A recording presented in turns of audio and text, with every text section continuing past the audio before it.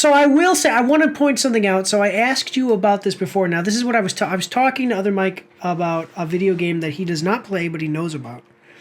World of Warcraft. So before World of Warcraft was a game that I think it doesn't get enough credit, but Warcraft 3, and Warcraft 3 was a real-time strategy, video game in which you played with think World of Warcraft characters, but it's top down, real-time strategy, build a base and build an army and go fight guys, okay?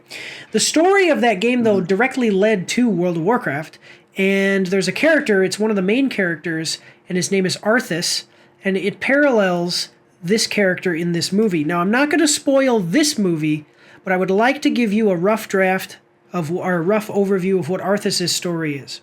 So here's Arthas' story from Warcraft 3.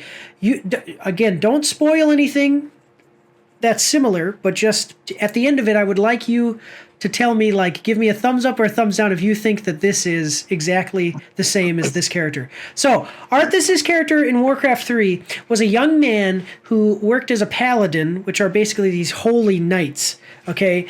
And they have a big hammer. That's what I really liked about him.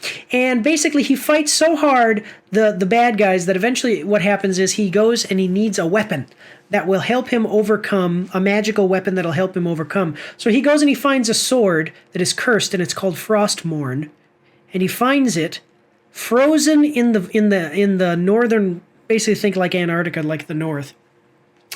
And the Frostmourne sword was created because it was this blade, it was a normal sword, but this ancient evil guy a long time ago was cursed to be put into the sword. So his soul is actually in that sword, and actually in a set of armor. So the armor and the sword, his soul is put into them.